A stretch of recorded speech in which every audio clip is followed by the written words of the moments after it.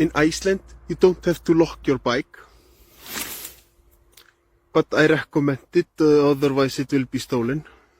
Being black in Iceland is like being Chinese in Africa. Nobody cares, except racists. This is what tourism in Iceland is all about. You come here and sit down and then you think, why didn't I go to Spain?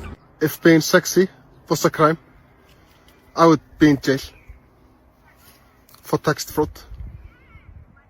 Sometimes when I'm walking to work, I stop here and look at the view and realize I'm going in the wrong direction.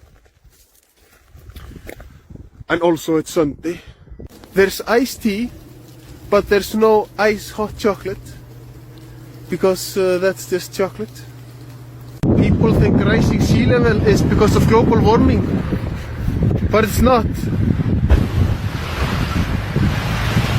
It's this motherfucker, he's been doing this all day. My girlfriend says she is depressed because of me.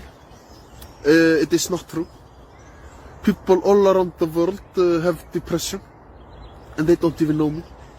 In Iceland, we say, if you kick a man in the balls, he will be in pain for a minute. But if you kiss him on the ballsack, he's gay. They say there are no trees in Iceland, but I'm actually in Italy right now, but we still have them, just smaller and fewer. In Iceland, it is acceptable to drink and drive, as long as it is not on the same day. In 2005, we built a mall here in Iceland, but as you can see, we do not have enough people for a mall. We should have just built a store.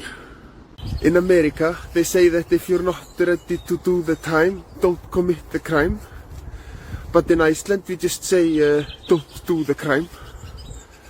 Because nothing rhymes with glæpur. They say that the average erect gorilla penis is approximately 4 centimeters. And I thought maybe we should give starving children food before we measure gorilla dicks. There's a saying in Iceland, if there's fog, you're not able to see as far.